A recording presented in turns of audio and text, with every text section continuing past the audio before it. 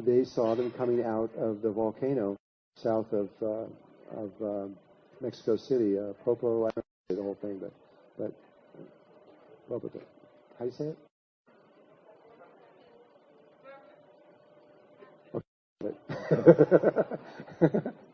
Anyway, out of, say, Popo. They were coming out of Popo before Popo was active. And they were going up onto the rim, watching them in and out about every hour. Coming right through solid rock, going out through there.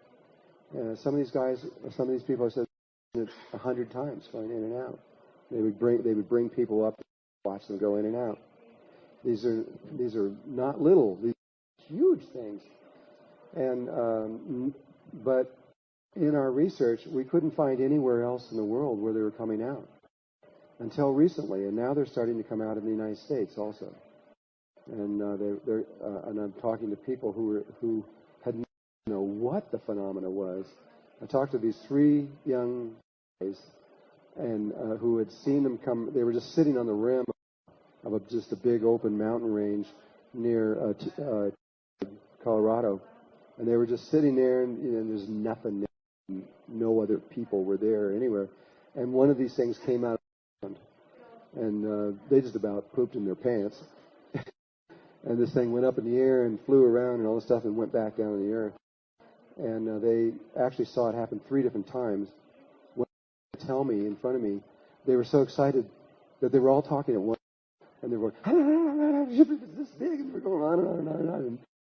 And I was just trying to calm them down long enough to be able so they could talk about it. And I've also talked to this 85-year-old lady out in the woods also, and one of these things just came out of the ground in the United States. One I know of, but in this area near Popo, there has been a lot. It's not just a little bit; it's been massive sightings of that. Stephen Greer, who's doing the Disclosure Project. How many people know about the Disclosure Project? Just to get an idea. Nobody? Wow. A few. You got maybe 2 or 3 or 4. The Disclosure Project is an amazing thing in the United States, and I guess we should talk about it for a moment. But Stephen Greer brought 100 people to there and watched one of these things land right in front of them, watched them fly over the sky, and had videos and all kinds of stuff of it. But he was from the United States. Stephen Greer is Dr. Stephen Greer, and he got approximately 500 government officials from the CIA, FBI, NASA, all different levels of the government, stepped forward as a unit, as one, and each one had proof that ETs were real. They had all kinds of physical evidence. They had videos. These are the most creditable people in the United States government, and they all at one time said, well, they went live in the paper, and the newspaper would not, the news media wouldn't even look. They wouldn't even talk about it. But they did all the evidence. They showed it all, and they said, that's all they could do. But our government has refused to acknowledge that the ETs are here. Now, I spent time in Russia before the National Academy of Sciences from Moscow, and they believe they're here. They've got so much evidence on it. It's outrageous. And I did something recently, and I'm amazed that I'm still alive for doing this. I did it anyway. There was a man named Edward Ruppelt, Captain Edward Ruppelt, and he wasn't just an ordinary. He was the head of the Blue Book project for the United States Air Force, which was investigating UFOs in the very beginning. The very beginning was on a single day, June of 1947, I think it was. I believe that was the date. Spaceships started appearing all over the military bases in the United States. The year before, on June of 1946, they started appearing all over the military bases in Europe. None of them anywhere else. Then they started appearing all over the military bases and things in Japan. This man was the head of the project that brought in all the stuff to see what was there. And they had I mean, he's the most credible person, at least in the United States, alive. And he had this project for 5 years. He was even the head of the Grudge Project, which is a secret project before the Blue Book Project that was also secretly studying them, nobody knew about. And there was one before that called Project Sign, and when Project Sign was turned over to Project Grudge, he was given evidence and everything. So he had all the evidence the United States Air Force has ever had from the beginning of 1947 to, I think it was about 1952, and then he got out. And when he got out, he wrote a book called The Report on Unidentified Flying Objects. He was the person that made up the term UFO. And he wrote a book on it, describing everything that they had found. He was in public, out of military, when he was just a normal citizen. He did it a year later, and he wrote all of this. He put all the things, he put all the names of the colonels and generals and all involved, and what they saw and what they found, and it sounds like somebody had just written it this year. The kinds of things that they found. They had 46 sightings in those 5 years, approximately, and of those, they chose 750 of these sightings. Were so credible that it was, they were over military bases. They had ranking military officers on the ground watching the UFO go at close range with an F-94. I forgot what the planes were. F-90. There was jets that they were using, F-94 something, that was behind it. And so the pilot was in the plane looking at the UFO, flying at extreme high speeds right behind it. People were watching the two go over, and the radar was watching the two blend on over the top of that on these 750 ones that they looked. When they when they did the investigation on those, they came up with the final result after 5 years of testing is that whoever's doing this is not from here. There is no technology in 1952 they saw. These ships, they were describing the UFOs in front of them, and when they would lock on with the ship would disappear, literally vanish, and reappear either 10 miles in front of them, so they're completely out of range, or directly behind them. And then when they would be out in front of them, let them catch up so they could look at them. But if they locked on radar, they'd disappear and reappear somewhere else. They watched them travel at over 60,000 miles. You think we had anything in 1952 that fly 60,000 an hour? Not likely. They watched them, they tracked jets as they were following them, going up and up and up and up and up. The jets couldn't fly any higher. And they watched these things just keep going and disappeared. And it wasn't just a few. They had 46,000 of them, and they had 750 that they were looking at very, very, very carefully. And so what happened right after he published this, for some reason, he died at 35 years old. And the book became popular for a little while, and then it disappeared. It hasn't been in print for 46 years. I just reprinted it. It's only in English right now. The Flower of Life is in 15 languages, so we'll get this out in 15 languages. But if you want it, you can go to my website, below.net, and you can from there. It's only $14.95. In fact, you can go onto the spirit.com. It's www.spirit, S-P-I-R-I-T, O-F, Maat, M-A-A-T.com. And we have the whole book on the internet for free. No, it's in English. If anybody translate into Spanish, we'll put it on Spanish. You know, if you want to do it.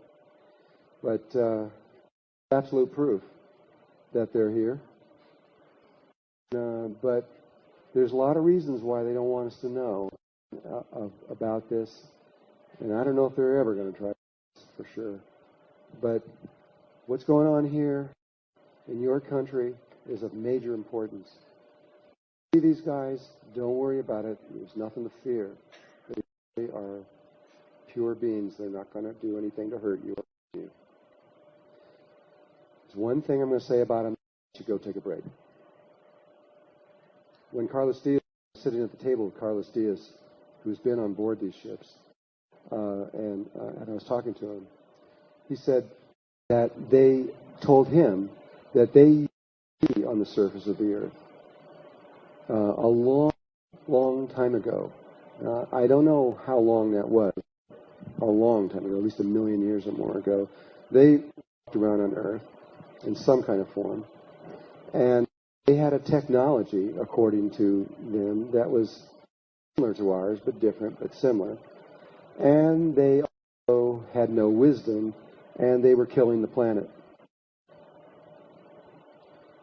And they said an ET race came out of the heavens and landed and came up to them. All they did was tell them something about themselves, something they didn't know. And then they disappeared. And then they said it took about 100 years or so that they figured it out, what they were talking about, and they became pure light, at which point they chose to go into the earth, because there's dimensional levels in the earth. And they live in these dimensional sacks, orange sacks inside the earth. And that's what they say they want to do with us, is they just want to get our attention on a planetary level, and they just want to tell us something. They don't want to interfere. They don't want to do anything. They just want to tell us something about ourselves and then leave.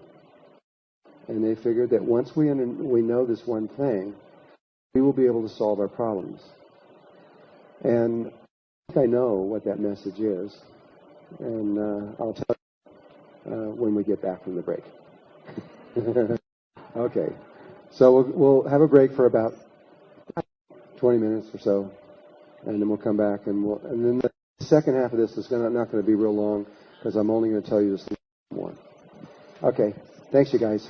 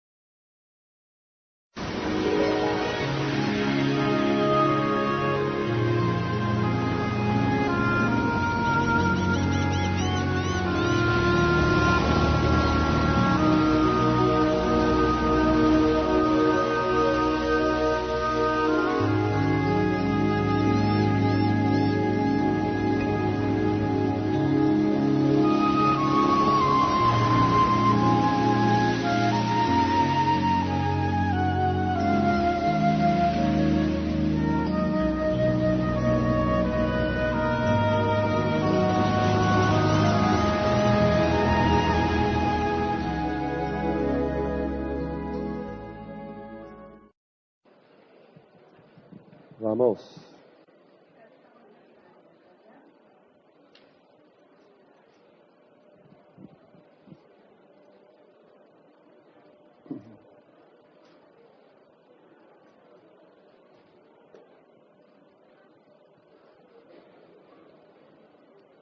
A few more seconds.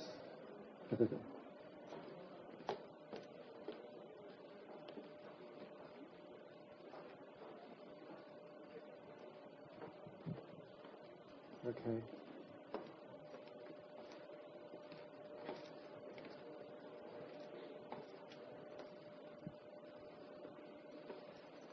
Okay, here we go. While I was learning and understanding this information, which began in 1971,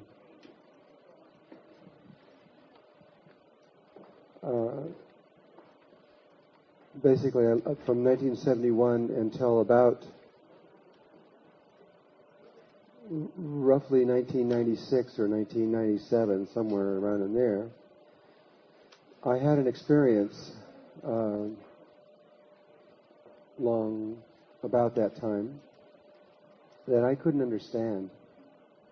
I was meditating in my Merkaba, and I was spending a long time meditating in the Merkaba, an hour or more.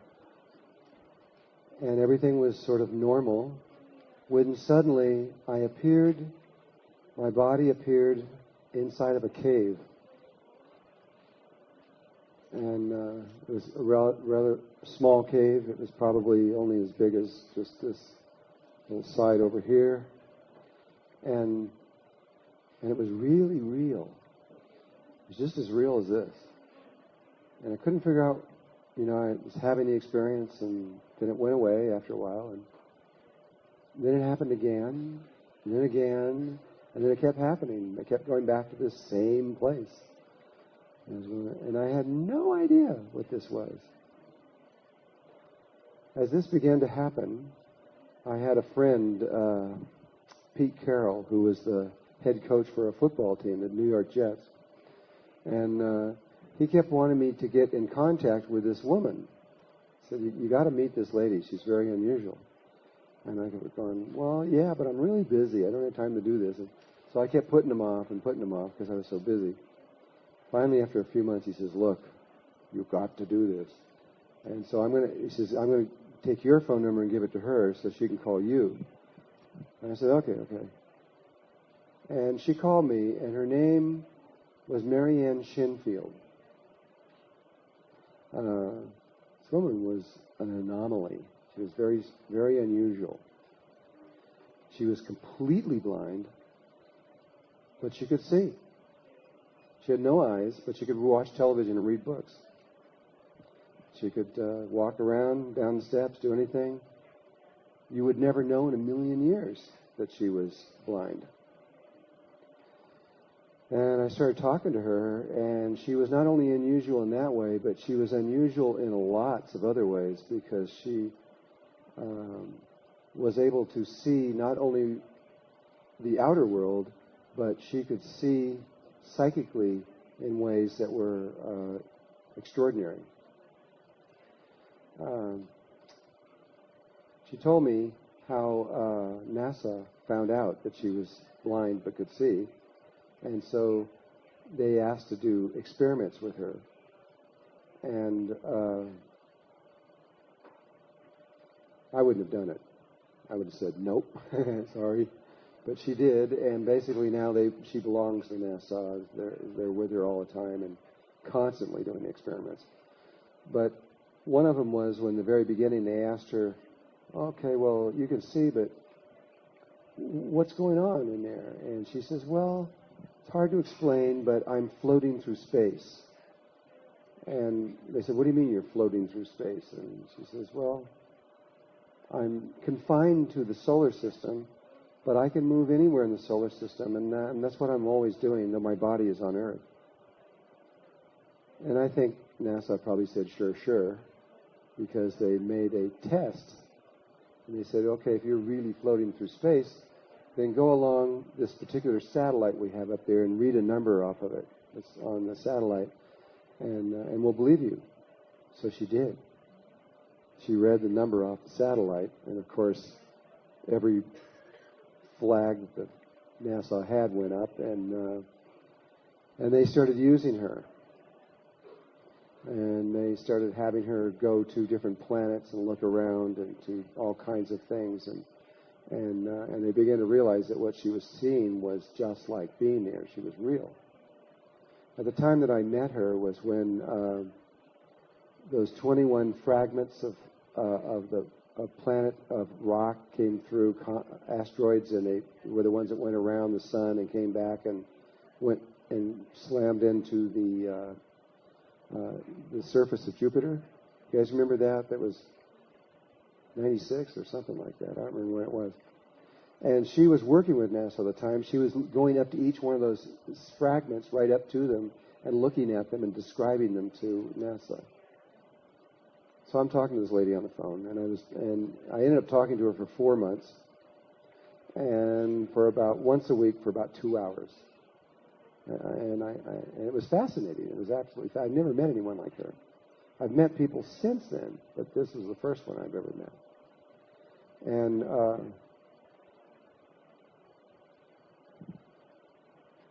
after a few times of being with her, she said to me, would you like to see through my eyes? The ones she doesn't have. And of course I said yes. And she said, okay, well then lay down on a bed and make everything dark. So my wife sealed all the blinds off, and it was a new moon, so it was dark out anyway, and turned off all the lights, and I couldn't even see my hand in front of my face. And then she had me prop the telephone up on a pillow so that I could completely relax while I was doing it. And then it took a while. It took maybe 10 minutes of her saying, do you see yet? Do you see yet? I'm going, no, I don't see anything. When suddenly, just like a light switch coming on, this phenomena took place. Sitting in front of me, maybe only this far in front of me, was a television screen or a computer monitor, whatever you want to call it. But it was like in that shape. It was about that big. And when you look, but it was really more like a window. Because when you looked through it, it was just like looking outside, only instead of looking outside, I saw stars. It was just the same stars I see up here, but I could look through and see the stars. And around this television screen were little tiny TV screens that were about 2 inches by 3 inches. And they were mounted all around the outer edge of the screen. And they had images that were moving on them very, very fast. I mean, they were just going flick, flick, flick, flick, flick, flick, flick, flick. About as you could recognize them, but as they were moving as fast as you could possibly recognize and still see what they were. And she drew my attention to the top right-hand one up here. She says, look at that one. I'm looking at it. And there were images of real pictures of like trees or animals or chairs or things mixed in with geometrical images. They were shuffled together, moving really fast. And she said, that window tells me what's around my body on Earth. So I can look at that and watch television or read a book or walk around or open the refrigerator because I know what's around my body. And she then told me the window on the bottom left side. She only told me 2 windows out of all these windows. And this one over here, she says, this is how I talk to my brothers and sisters. Well, there were ETs on this thing, and so what she was talking about is other ET races she can communicate through here. And I'll make a long story short. Basically, I had a long experience with her. It was about 2 hours long, and I was looking through her eyes. We went down, we looked at the comets, and we saw all these different things happen. And then after that, she only did this one time. And then after that, we communicated in images and mixed in with geometrical images. That was the whole communication. It was a kind of a strange thing talking to somebody. She'd say, okay, icosahedron, and now a tree, and things like this. And she'd make me draw them down. And somehow I just knew what she was talking about on really deep levels this way. And then after 4 months, it ended. We both agreed that we were done with whatever we were doing. She left. I've never seen her since. But this phenomena of seeing this inner screen with these little screens around it, that was I got a lot of very unusual experiences. I don't know how I got them, but I've got them. And I've got this little file I call my weird file. And I put these kind of things away. I don't discount them or anything, but I just wait to see if they'll just connect with something else on some other level, because I couldn't tie what she was doing into anything else that I knew. Several years went by, maybe 3, 4 years went by, and I was here in Mexico giving a workshop. It was I think it was an Earth Sky workshop, which is an advanced level of the Flower of Life. And I was talking about another phenomenon that was going on in China. In 1974, the Chinese government discovered this young Chinese boy, I think he was about 10 or 12 years old, who could see with his ears. He could see with his ears just as well as you could see with your eyes. They could seal his eyes off. They could duct tape them off. And he could still see perfectly just by turning his eyes, his ears around and seeing. Well, if it was only one kid, then that would be kind of like Marianne Shinfield. It would just be one person. But they then found another one, and then another one, then another one, and then they started finding ones that could see with different parts of their bodies. One could see with his ears, one could see with the tip of his nose, one could see with his mouth, with the tip of his tongue. Others could see with their armpits. Some could see with their feet or their hands. Some could see with their hair. I think those are all the different parts that they could see with. And so they would choose different ones. And some could see with more than one part. Some could see with 2 or 3 different areas of their body at once. Sounds outrageous, but this phenomena is not. It's absolutely scientifically documented on every level of science within our world. It's now been documented through Nature Journal, which is one of the most prestigious journals in the world, as well as Science News and Omni Magazine, and on and on and on, that have, they don't understand it, but they have documented that it's fact and it's true. They've now found 100,000 children that can do this. It's not just 2 or 3. And they're still showing up in mass now. More and more and more. That was about 8 years ago, they were at 100,000. Now it's just climbing right off the scale. And so far, nobody's been able to figure out what the heck it means or why they can do that. Omni Magazine was now first, from 1974 until 1984, the Chinese government and the scientific community there discounted it completely and said it was fake. In fact, they even made newspapers dedicated only to the propaganda of letting the Chinese population believe that this was a fake. Until 1984, when they reached, that's when they reached 100,000, was in 1984.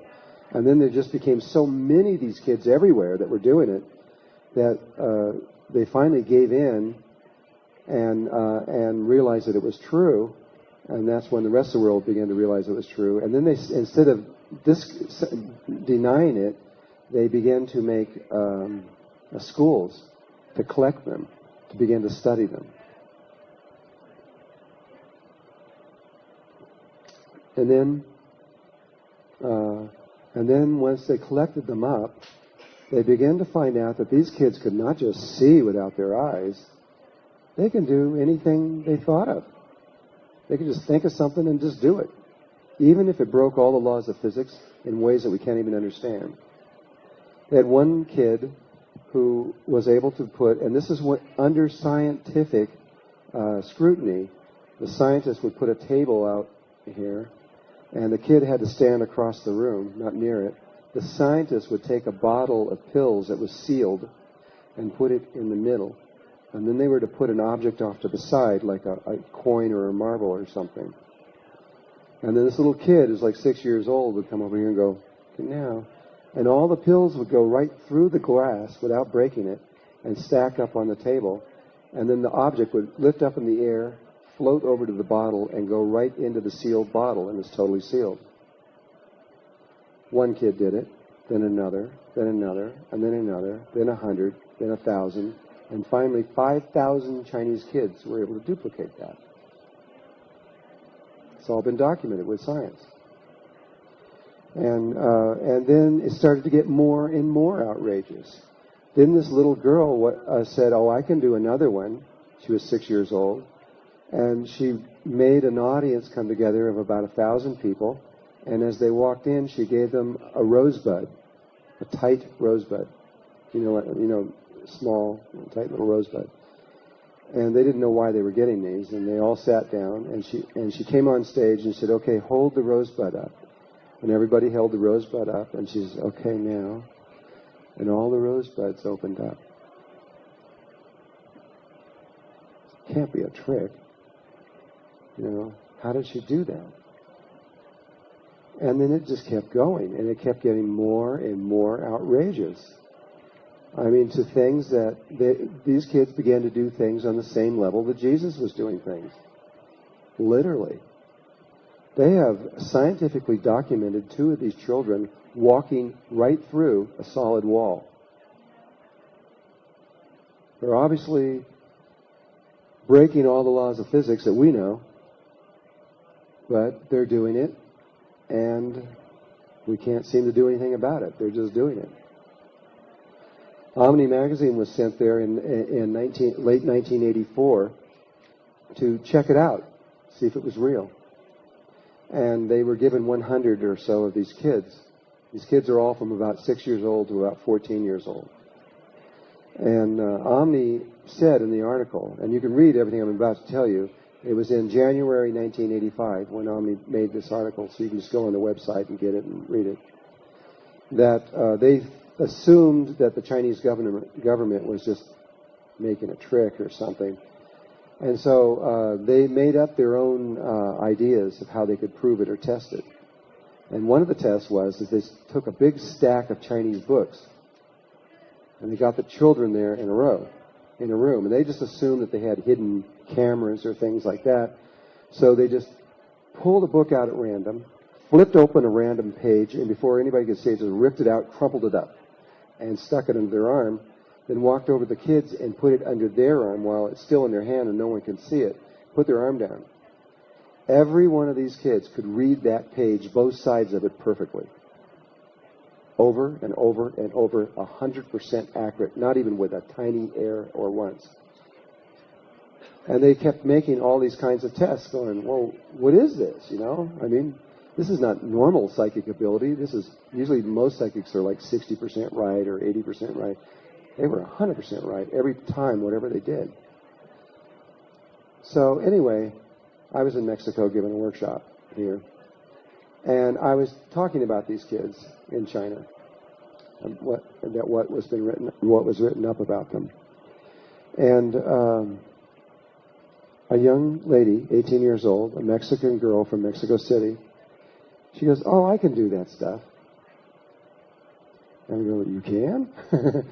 She goes, "Oh yeah, I do it all the time. I've been doing it for years." She says, Would you like me to show you?" And we go, "What am I going to say?" "Yeah, of course." So she came up, and her name was Inga. She was dressed in all white. She was beautiful. And she came up, and I says, "Okay, it's all yours. Here's the stage." And so she sat down. She says, "Okay, first of all, are there anybody in here that's skeptical, that doesn't believe that I can see without my eyes?"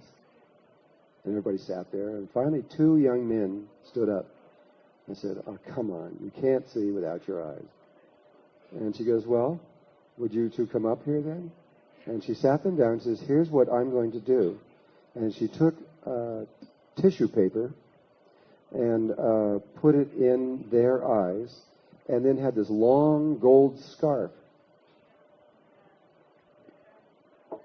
and wrapped the scarf around and around and around their eyes with a tissue paper so nothing would go out, until she said, "Now, can you see?" And the guy goes, "No, I can't see a thing."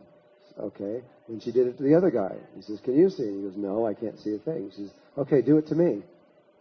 So they put the tissue paper into the eyes and wrapped this thing around and make sure it's not there. She says, "Are you satisfied that I can't see?" They go, "Yeah, I don't think you can see."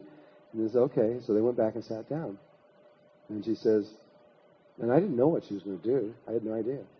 And she says, "Would somebody give me a photograph?" And so a woman just reached in her purse and pulled out a photograph and handed it to her. It was handed to her upside down. She immediately turned it right side up, and her finger went like this. And so then she describes the photograph as though she's just looking at it perfectly. It was a couch sitting in a living room with 4 people on the couch, with just a photograph. I mean, a painting behind the couch, and it was not just an ordinary photograph. And So she describes it in detail, the color, the people. There were 3 females and a male, like that. And she says, and I thought that was it. I thought that was it. And I started to reach for the photograph, and she said, is there anything you'd like to know about this photograph? And the lady says, well, what do you mean? She says, I can tell you anything. I can tell you who took the photograph, what their name is and their phone number is, and what they were thinking at the time, if you want. I can walk through your house. I can tell you where your house is. I can give you your name and address and phone number. I can tell you all the names of the people on the couch, or anything you want. What do you want? She goes, you can? She goes, okay. Go to the right of the picture and tell me what's there. And there was nothing there. You couldn't see anything. And she goes, well, you got a hallway right there, and the first door on the left is your bedroom.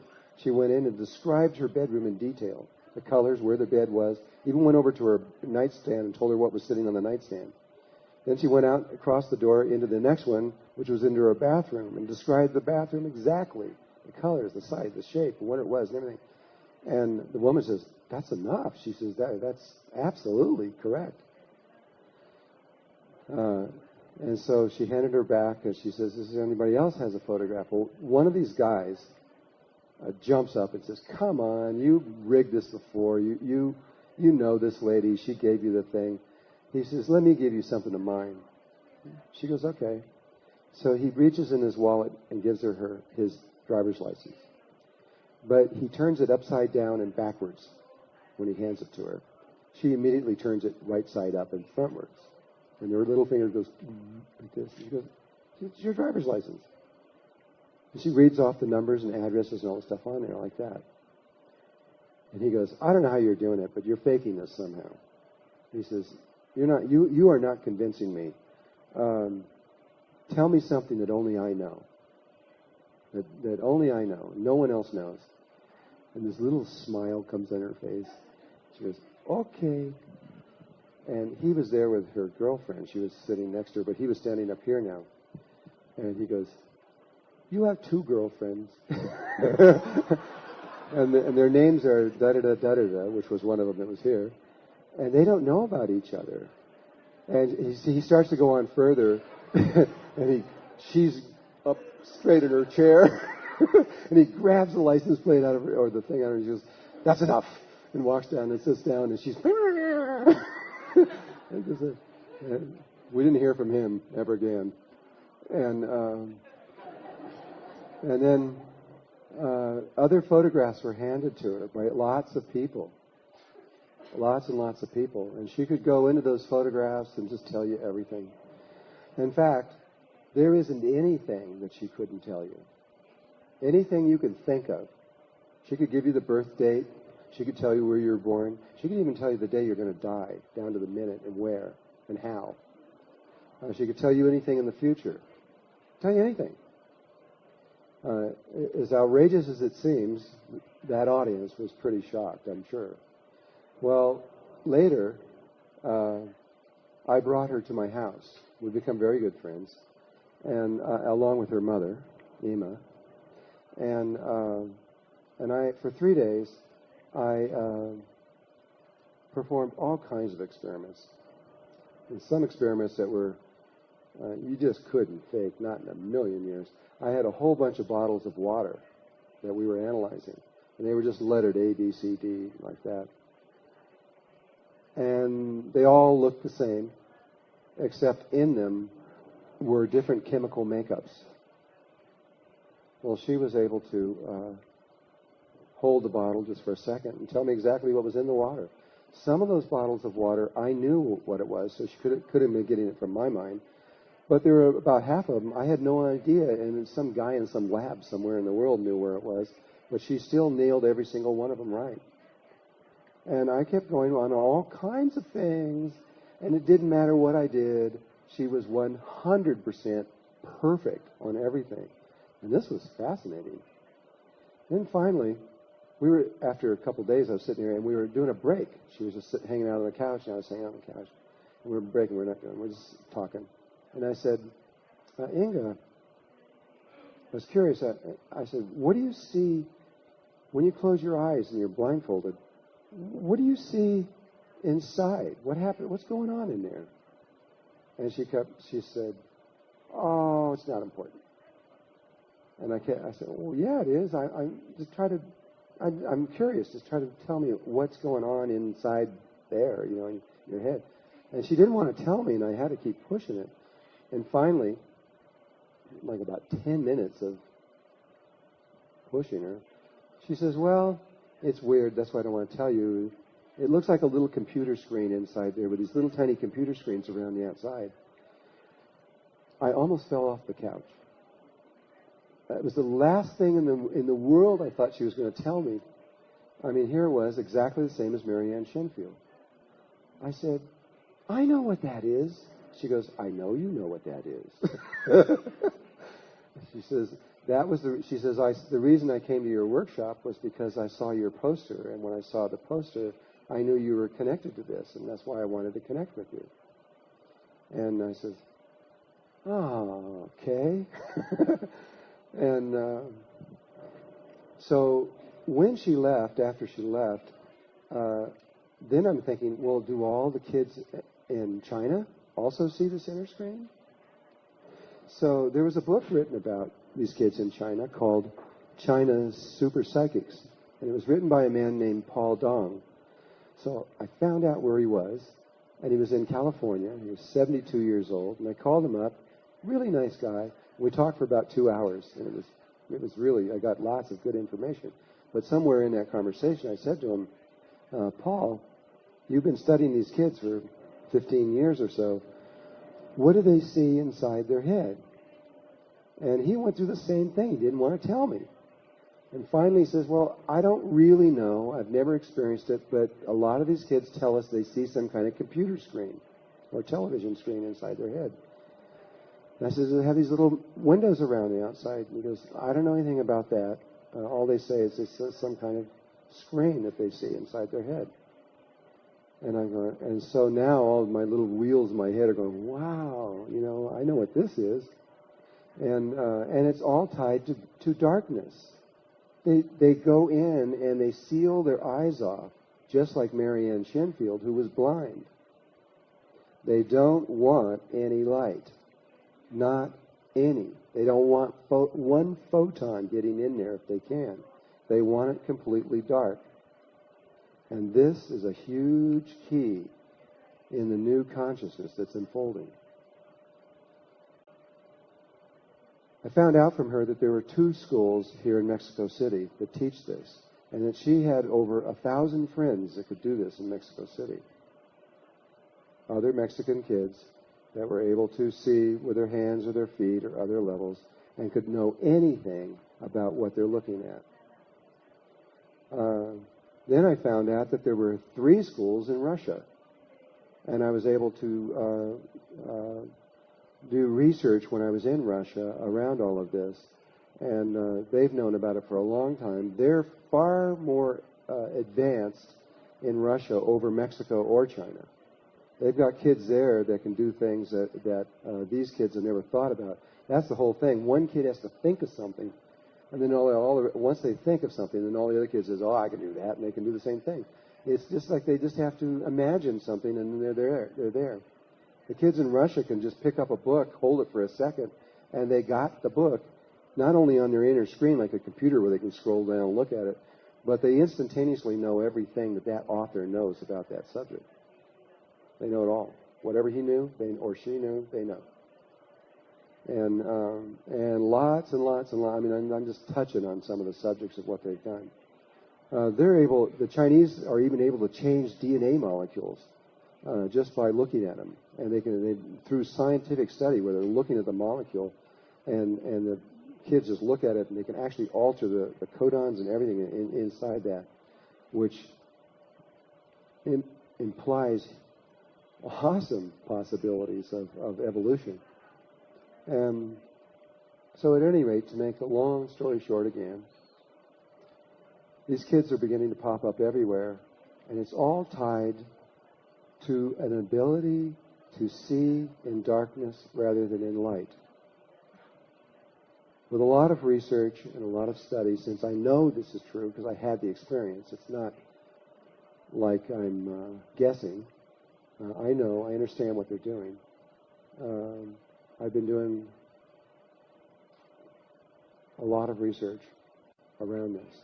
Recently, I took a group to through the Four Corners area of the United States, doing ceremony with the Anasazi Indians. And when I was in the Navajo Nation, we were going into something called Antelope Canyon. And it belongs to the Navajo Nation, and it's one of the most remarkable places I've ever been in my life. But when we were to get there, the only way they'll do it is they make you get out of the car, and they drive you there. They won't let you go there. And this Navajo shaman, he was maybe 35, 40 years old, and his two grandmothers, who were in their 50s and 60s, well, probably 60s at least, they each drove a truck out to about 20 miles on this dirt road out to where we were. And so we got out there, and I had a group of about 55 people that we were going around with. And this man, Darwin was his name, he took us through the canyon to the other side. He got to the other side. He told us stories. He's looking at us and going through this whole thing. He took us back. He sang us peyote songs, did all this thing for us. We got back to the other side, and he's out on the other side, and he's showing us the natural snake pattern on the outside of this, leading into this canyon. And he's describing all the details in it, and he's telling us, look here and here. And as he's doing that, I'm standing here next to his grandmother, and she goes, it's really amazing, isn't it? I go, what? I mean, he's doing all these things, and he's absolutely blind. He can't see anything. I go, you mean he drove me out here in the truck? And he's blind? He goes, yep. So I got back in the truck with this guy, and he drove me out there. He's completely blind. He's driving down this road like crazy, you know. And he's another one of them. They're all over the place. In Russia, they can train any blind person to do this. They can take a blind person and teach them how to see. It takes about 2 years of training, unless you're under 14, and they can do it in about 2 weeks. But there's a whole other world opening up here. Something extraordinary is occurring in the world. And Jimmy Twyman's finding them in Bulgaria. They're popping up everywhere now. And these are called the super psychic children. These are not the indigo kids. The indigo kids are connected to wherever there are lots of computers. It's a whole another phenomenon that's occurring at the same time while this other one is occurring. And you can almost count how many computers there are per capita and tell how many indigos are inside of there. And they have another thing happening. They can't do this kind of stuff with their hands and feet and everything. So what's it all about? And what is this special thing that they are bringing to this world, and why are they doing it? Well, this is my opinion, and you may come up to another one. But what I've learned is that there is a place inside of your heart. It was known in ancient times. It's been almost completely forgotten now. But there is a sacred space inside of your heart that if spirit learns how to leave the mind, and I mean absolutely, literally, go out of the head and travel through the body and go into the heart and then find this sacred opening and go inside that sacred opening and then find another tiny sacred space inside that heart, that God resides there. God is everywhere, but boy, is God there. And when you enter into that space, you and God become one. And all things are possible. And all knowledge is present there. You can know anything. And you can see out into the outer world from that space. You can connect back to it, even though you are inside of your heart in darkness. You can connect back into this outer world out here and know anything, past, present, or future. What it means, ultimately, I can only tell you what I think it means. Because we're going to all have to live this. We're all going to go through this. We're all going to remember this at one point in this. It's tied to the creation itself. When someone prays to God for something, when they sit down and in all honesty pray, perhaps for their wife or mother or son or daughter to be healed of something, or themselves, or something else, when they go in and they sincerely pray, most of the time nothing happens. Zero. But sometimes something does happen. Sometimes a miracle occurs. And people very often don't know why. You have 10 people praying, nothing happens, and one of them, a miracle occurs. Well, the science of miracles was written down, I don't know how long ago it was over 2,500 years ago, however old the Dead Sea Scrolls were. They found another scroll near the Dead Sea Scrolls that Greg Braden has written into a book called The Isaiah Effect, and the exact details of how you create a miracle were done there. You have to include your mind, your heart, and your body all at the same time. If you leave out any one of those pieces, nothing happens. But what Greg has found, we've sat and talked about this for a long time, and we're all coming to the same conclusion, the people that work in this, is that, yeah, you can create miracles from the mind. You can do it. You can do things that are just extraordinary from the mind. Psychic abilities, I've worked with the Monroe Institute. I've worked with the Berkeley Psychic Institute. I've done and seen things that most people would never believe, but I've seen it. But nevertheless, it's still coming from the mind. But the mind has one big problem. The mind is a polarized instrument that is polarized left and right. It's polarized again with the front and back lobes. Everything in it, as it looks out into this one reality, sees everything as polarized. And anything it creates through this mind always creates a polarized reality. And so if you're praying for world peace, you're going to get world peace, but you're also going to get world war. If you're what you pray for, if you're in the mind when you do it, you're going to get the sides of the coin, both the light and the dark of that thing. And you can't help it because the instrument that you're doing it through is polarized. But if you learn how to leave the mind and go into the sacred place in the heart, you can create from there. The heart doesn't know polarization. It only knows oneness and unity. It cares about all levels of life and doesn't see any particular level of life as more important than any other level of creating. It doesn't have any thought patterns or logic in it at all. It uses the dream process. And it uses feelings and emotions. It's feminine rather than masculine. And it doesn't, and because it isn't using logic, things don't have to get from A to B logically. Psychic phenomena, you can actually track all psychic phenomena and explain it. The military's been working with that for years, both Russian and Chinese and the United States that I know of for sure. You can track every psychic phenomena back exactly. You could explain it on how it took place. But you can't explain the creation patterns that happen from the heart.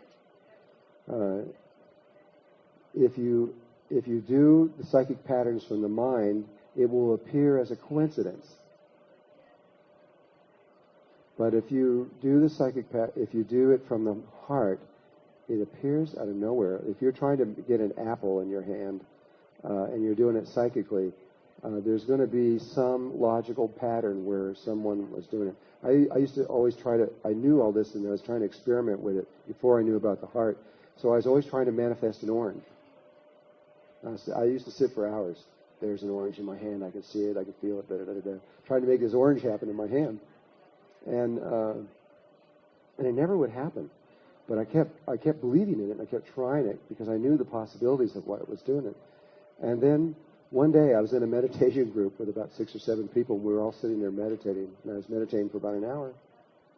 And then I said, I'm going to try this orange thing. Nobody knew I was doing it but me. And so I held my little hand out here like that, and I said, there's an orange in my hand. I can feel it. I'm thinking about it. I'm sitting there, and somebody in the room went in the other room, came in there, and dropped an orange in my hand. The impact was incredible. I just went, whoa, it's there. And she says, you gave me the orange? And there was a logical sequence. I did it. I actually did it. But it was a logical sequence. But if you were in your heart and did that same thing, it would actually appear out of nothing. There doesn't have to be any logic to it. There doesn't have to be any nothing. It just can happen without any science behind it or anything else like that. It's pure feminine creativity. This is where we're going, hopefully, that we can get out of our heads, out of our minds, into our hearts, where our hearts can control our minds rather than our minds controlling our hearts. We don't have any wisdom from our heart, from our minds.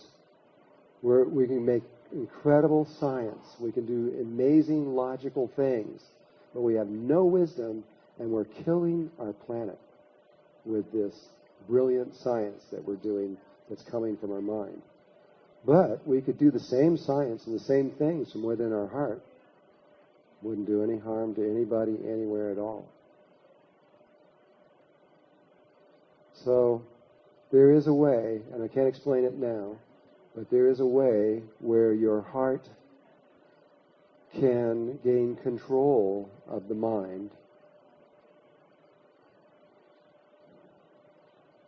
And that's what this workshop that we're about to go into is. I mean, all I can do is give an introduction right now. I can't take you down into that place.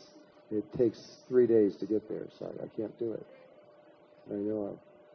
But just with what I'm talking about, you've seen all this logical stuff. You've seen the stuff of the mind. The Merkaba is of the mind also. But the toroidal fields, I'll just tell you the secret, the toroidal fields of the Merkaba, of the mind, and the toroidal fields of the heart. Yes, the heart has toroidal fields. Stanford University has scientifically proven this. They found that the most powerful electromagnetic field that's emitted from the human body does not come from the mind, but comes from the heart. And it's big. It's an electromagnetic field that extends 8 to 10 feet out from around the body, and it's in the shape of a torus. Again, that donut shape. And the axis runs down right through the heart, which happens to run exactly through the sacred space, because that's the generator of it. And so you have the axis of the Merkaba right over here. At one point in the development, the axis of the heart and the axis of the Merkaba link, and the Merkaba fields synchronize, and this phenomena takes place, which is the next level. It's the second level of the Merkaba. And this is what we're in the process of learning how to remember what this is about. Finally, there will be a third level that's coming. That it may not be me, it might be you, it might be someone in the world that will understand it. But once the heart links with the mind and gains control of the mind, then the sexual energy of the body takes on a whole new purpose and meaning. What's associated with creativity, the creation? How is a new human being born? It's through conception, and it's through sexual energy that takes place. When sexual energy is used in a very pure way, used through the heart patterns and through the mind of the Merkaba, true creation can actually take place. Anything's possible at that point. And this is where we're leading to. And this is how we're going to get out of these problems that we've got, that we have created in our mind. I wish I could go deeper into all of this, but I really can't without a lot more training that I could take you through. But it's all I can do right now. There is one thing, and I've been asked to do this. One of the problems of people being able to get into the heart, no matter how much study you do or how much work you do, what I've discovered is that some people can't get in there because they have emotional trauma in their heart. They've been rejected by a mate, or they've had a divorce, or something's happened that has hurt so bad that they've sealed it. And when they go into their heart, they feel that pain, and they go back out and they go, I can't go in there, it hurts. And so in many different shades of that same experience, for one reason or another, they can't get in there. And the only way that we can get them in there is through healing the emotional heart of their heart space. And so we've developed a system in the school to do that, but it's not real good. Ideally, you actually have therapy. You go through therapy to solve the emotional problems before you begin to do this heart work. This would be the most perfect thing to do. And there are many really good people out there in the world. We're very fortunate now because they're all over. The science has been developed very high. My wife is also involved in this, and she has a system that's 4,000 years old that came from the original people who first wrote about the Merkaba. She's trained as a psychologist from Harvard and all this stuff, but she just threw that out. That was useless for what she learned, and studied from the people who had learned this. They were all a 96-year-old lady in Jerusalem that held this pattern. And so there is ways we're using images that are inside the body to solve these problems completely, so that you can go into the heart just like that. And so if this is something that you think you may be involved in, or any other aspect of spiritual work, no matter what it is or what level it is that you're working in, the emotional body must be healed first. They knew this in Egypt, and they knew it in Greece, they knew it all over. And but anyway, my wife will be here. When is it? In September? September 7th. Okay, so approximately that time. And if you're interested in her helping you in that way, Conchita can help you. You can find other ways. That's not the only. My wife's not the only way. There's lots of others that can help you. But without that emotional balance, you can't do this properly. It won't work. So this is what the work is. This is what the Flower of Life is involved in, these three levels. The first one is the Merkaba. The second one has to do with the heart and the heart spaces and what's involved in that. And finally, the work with the sexual energy and how to work with all of that. And though the sexual programs will probably not be out there for at least a year or two. So that's it. Now, if there's any questions, I'll do what I can to answer them. If you have a question, if you could come up here to this microphone and ask the question, I'll do it. If you feel to go now, you can. It's up to you. You don't have to do this. But if you want to watch, or if there's something else that you want to follow through there, I'll stay here for another half hour or so. Sí, vamos a dedicar algún momento para preguntas. Las personas que deseen hacer preguntas, si se acercan aquí y hacen una fila, por favor, y les vamos dando el micrófono. Vamos a dedicar un poco de tiempo, no demasiado, porque no podemos estarnos toda la noche, pero lo que podamos. Es que nos emocionamos y luego aquí no nos vamos nunca. Si alguien quiere acercarse. Yo quería saber un poco de los niños índigos. The indigo children are, okay, if you look at the mind, it's divided into the left and the right side. The left side is male and logical. The right side is female and emotional.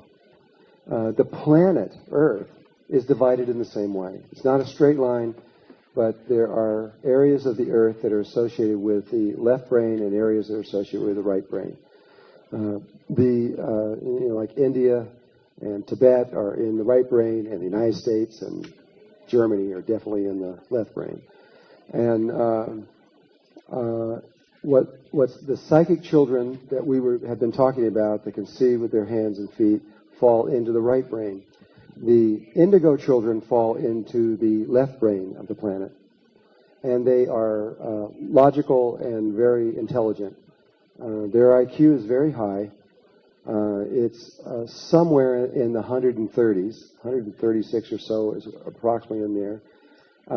That used to be one child in 10,000, and now it's becoming normal. And these kids usually, though, don't have they don't have a broad spectrum genius. They usually have spikes or certain areas.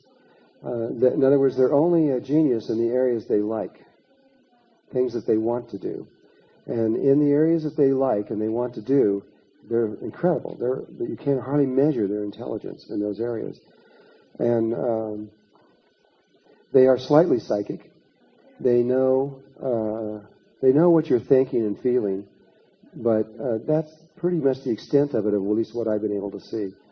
So if you're a parent of them and you're trying to raise them using the old guidelines, it doesn't work. It absolutely, you just end up in a mess because they know what you're thinking. And so if you lie to them, they know you're lying. And if you lie to them very much, they won't listen to you anymore. And so you can't say no to them either. You have to explain to them and talk to them as though they're an adult because they're really intelligent, even though they're just little kids. The United States is trying to figure out what to do right now. Lee Carroll's book, The Indigo Kids, which was written, that was not written by Lee Carroll or Jan Tabor. It was a summation of the works of many psychologists and doctors and people who were in the testing of these children. And it's very clear that there is a phenomena going on in the world that we don't quite understand, besides the one with the super psychic kids. And it's changing everything. Where you're going to find these kids is where there's computers. The highest computer ratio in the world is in Israel, and that's where you're going to find the highest ratio. But the United States is very high in them also. And by 1984, they began to see them coming in mass. And by the time he wrote his book, which I don't remember when it was 1997 or so, where 80 to 90% of all the children being born in the United States were indigo kids. At this point today, it's near, if not at, 100%. Every single kid, just about. But that's because the United States is such a left-brain country. Mexico's kind of got both going on. You've got some indigos and some super psychics going on. You've got both things happening at once. And so you can't just say, well, I got an indigo kid. I mean, you got to really kind of look at it and see what's going on there because you don't know. How did Inga's mother know that she had a super psychic kid?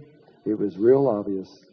She told me herself. She said when Inga was 6 months old, she was laying in her crib and asleep, and she heard some noises, and she walked into the room, and this little baby had taken all of her toys that were around the room, and they were floating over her bed, and she was sitting there playing with them as they were floating in the air. She knew for sure. And but the indigo kids are harder to see because they look more normal. And but these kids are from what all the people who are studying these kids, and especially the psychics who are studying them, they're not from Earth. We are infusing very high levels of awareness from other places, certain regions of space and time and dimension, that have agreed to come into Earth at this time to raise our consciousness, because if somebody doesn't do this, we're not going to make it, because we don't have enough consciousness to be able. We've got some things coming in the future very soon that are big, really big, and we have to be able to be on another level to be able to deal with these things. And that's what they're doing, is they're coming here to help us. And so I could go on for another hour probably, but that's the essence of what the indigo kids are. Maybe I missed it, but before we went out for the break, You mentioned you were going to tell us when we came back about the message. The message? Yes, you mentioned about a message that the other civilization was trying to transmit to us. Did that go through the translation?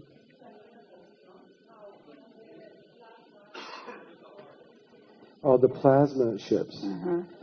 Well, their message.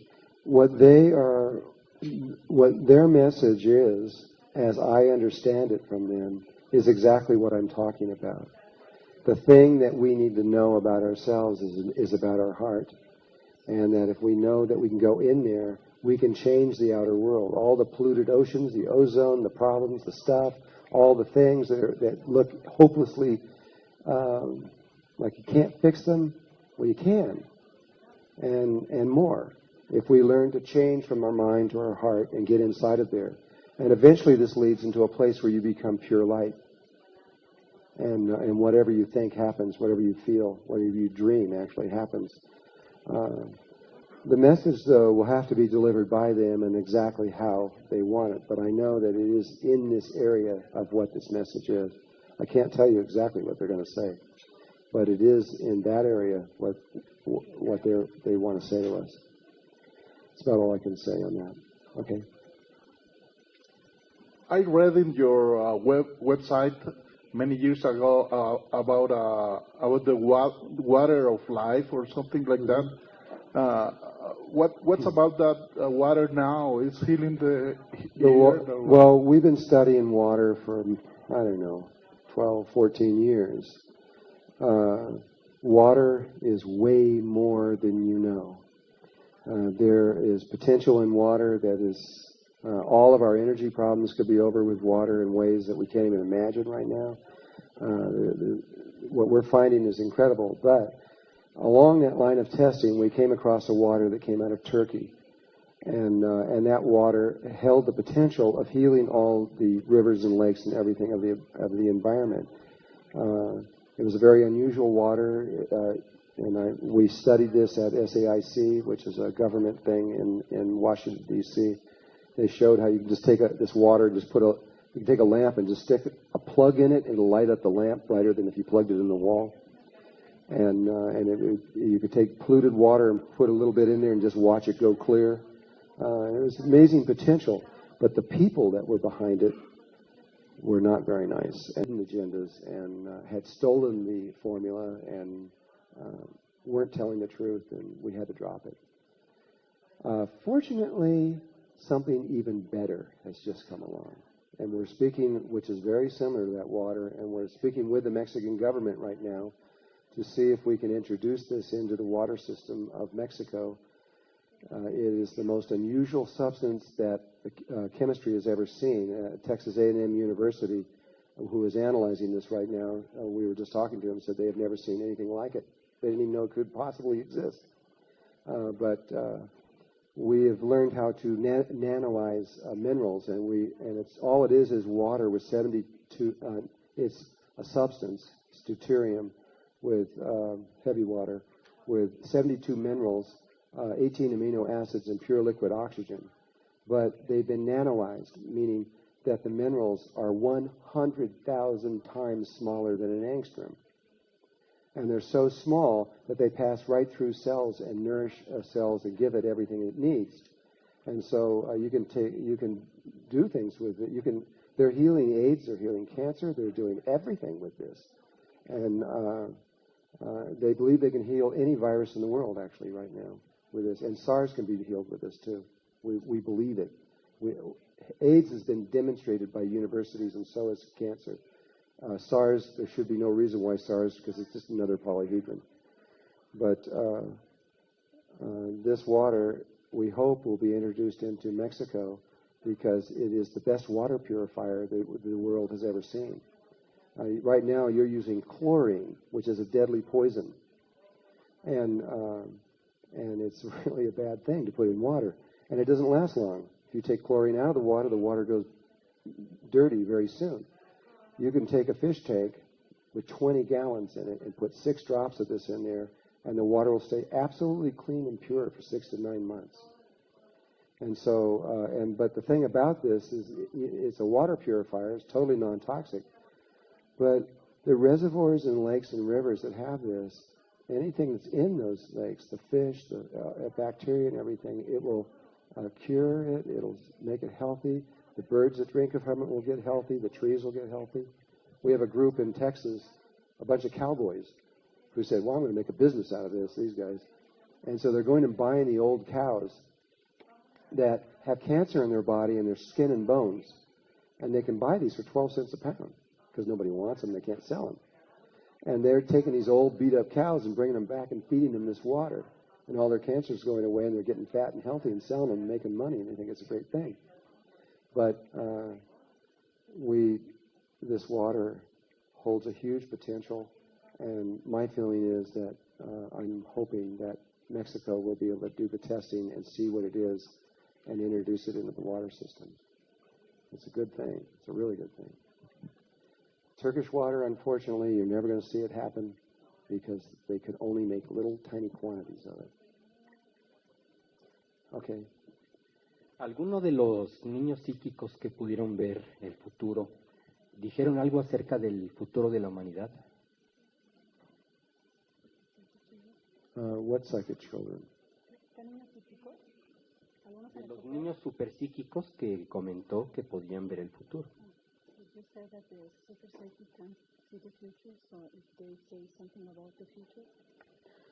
Well, here's what I know and what I believe, combination of both, with these super psychic children. First of all, Inga and other ones that I've talked to are having a really hard time because, like when Inga was going through high school and dating, for example, she'd date a guy, but she knew everything he was thinking. And she realized the guy didn't really like her. All he wanted was her body. And she knew everything that was going on. And so she ended up isolating herself in a room and just sitting there and didn't want to go out and see people because she could look at everyone and knew everything. And she said, basically, everyone's crazy and didn't want to deal with it. Well, they're all having that kind of problem. And at the same time, the indigo kids are seeing this also on another level. The indigo, these kids in the United States and other places that are running around with machine guns and killing all the kids in schools, those are indigo kids because they're just so angry that they're in this world that is so messed up. It's okay. They're going to go through all this stuff, but they're slowly going to begin to link. And I knew this from 1971. The angels talked about them for a long time, told me that they were coming, told me that they would begin to come in 1972. Science has only been able to document it back to 1974, but I know they started actually in 1972, and said that eventually what would happen is a day would come when all these children, both the indigos and the super psychics, both the left and the right side of the brain of the world, stretching across all the countries of the world, would link and become a single living being. Just as you are 10 trillion cells in your body, they have all linked together and become you, and have one will, one thought, and one path. And when all these children do this, if they do it, which there are people who believe that they're watching it starting to take place today, it's starting to happen this year actually, if all those kids were to link together, they would be stronger than any religion, any government, anything. They would just take over the planet, and whatever they said happened would happen. And what did Jesus say about this? Jesus was really clear about this particular time. He said that it would be the children who would lead the way. They would be the ones that would take us into the higher levels of consciousness. And that's exactly what happened. He also, or I believe that's what's going to happen. He also said another thing. He said that in terms of the second coming, of his second coming, that he would come in the hearts of the multitude. In the hearts of the multitude. As the people, that's where the Christ, the second coming, emerges. So between that understanding and the children, you're going to see a phenomena happening over the earth over the next 10 years. That is, the earth is going to change. We're going to be a different place completely. So that's what I feel about the children.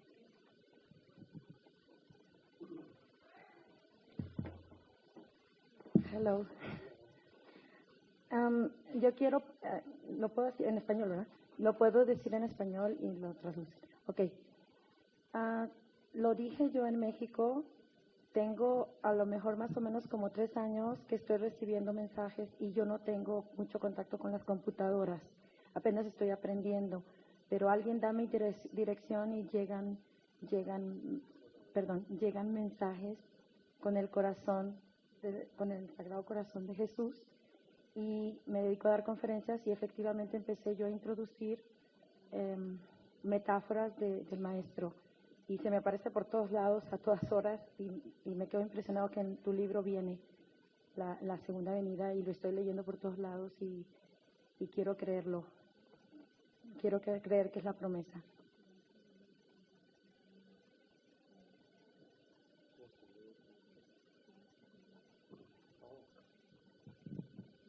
You want to believe in the second coming of Jesus? Well, I believe in it. I believe it will occur, but I don't believe it's going to happen in the way that most Christians believe it's going to happen. It isn't him coming here, though he may, but it's all of us becoming like him, becoming the Christ at once. That's the second coming. Okay. Any more? Okay. One more question, and I think then we're going to end. Okay. Bueno, yo quiero preguntar porque fue una coincidencia para venir aquí a la conferencia. Compré un libro de la Cábala en donde menciona la Merkaba como carroza divina. Entonces, yo quería preguntar si es la misma que nosotros formamos, o sea, y habla del trono, para encontrar el trono de Dios. Yeah, they're one and the same. The Kabbalah and also in the Torah describe the vehicle of light, the Merkaba, equally, and they are one and the same. It's the same thing. Okay, everybody. Thank you. I hope this was helpful for you. And I love you guys. Okay. Bye-bye.